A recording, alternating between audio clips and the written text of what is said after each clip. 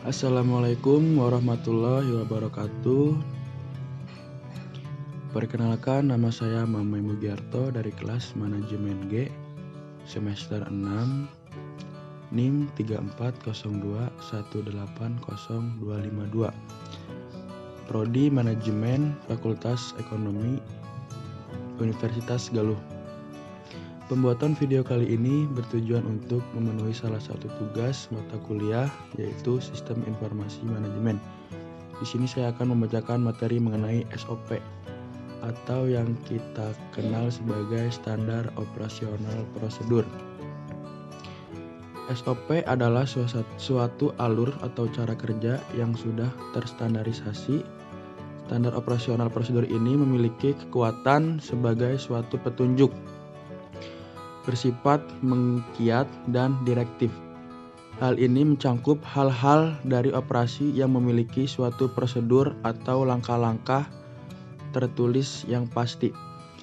SOP disusun sesuai dengan kebutuhan, visi dan misi masing-masing perusahaan atau organisasi dengan tujuan yang berbeda-beda. Menurut Sailendra 2015 halaman 11, standar operasional prosedur adalah panduan yang digunakan untuk memastikan kegiatan operasional organisasi atau perusahaan berjalan dengan lancar. Di sini ada fungsi standar operasional prosedur atau SOP. Yang pertama, memperlancar tugas petugas atau pegawai maupun tim atau unit kerja. Kedua, sebagai dasar hukum jika terjadi penyimpangan. Yang ketiga, mengetahui dengan jelas hambatan dan mudah dilacak. Yang keempat, mengarahkan petugas atau pegawai untuk sama-sama disiplin dalam bekerja. Dan yang kelima, sebagai pedoman dalam melaksanakan pekerja rutin. Di sini ada manfaat standar operasional prosedur. Menurut Permanpan nomor per/M/M/11/2008.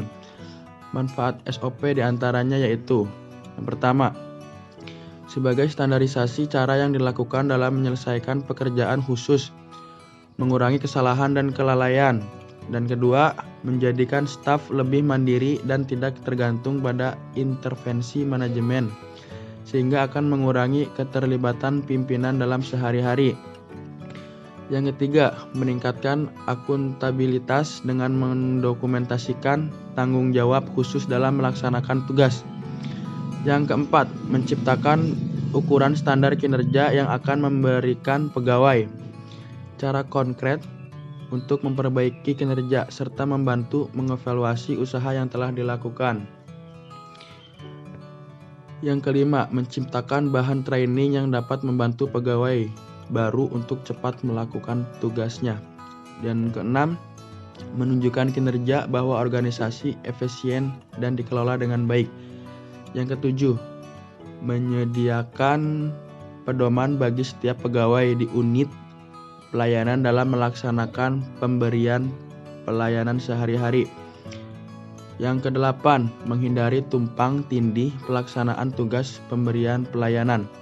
Yang kesembilan, membantu penelusuran terhadap kesalahan prosedural dalam memberikan pelayanan. Menjamin proses pelayanan tetap berjalan dalam berbagai situasi. Di sini ada arti dan lambang dalam membuat SOP. Di sini ada flow direction simbol, terminator simbol, dan lain-lain.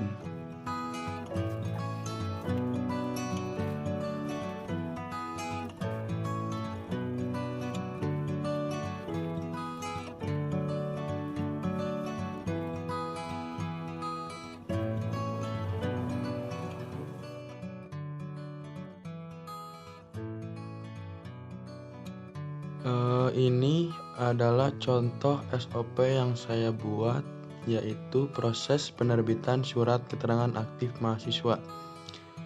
Saya akan menjelaskannya sedikit mengenai SOP yang saya buat ini.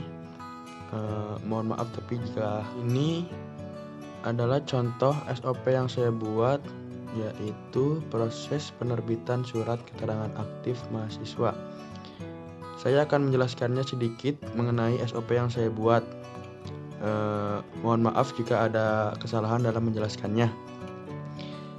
Yang pertama, mahasiswa mulai mengambil formulir dan langkah selanjutnya menyerahkan formulir yang sudah diisi persyaratannya kepada tata usaha program studi. Jika mahasiswa belum memenuhi persyaratannya, maka tata usaha program studi akan mengembalikannya lagi kepada mahasiswa. Dan jika mahasiswa sudah memenuhi persyaratannya, maka tata usaha program studi akan melakukan validasi dan membuat draft surat keterangan aktif, lalu akan diparaf oleh ketua jurusan dan ditandatangani oleh dekan. Dan langkah yang terakhir yaitu mahasiswa mengambil surat yang sudah disahkan di bagian tata usaha dan selesai. Hanya itu saja yang bisa saya sampaikan. Mohon maaf jika ada kesalahan dalam menjelaskannya. Assalamualaikum warahmatullahi wabarakatuh.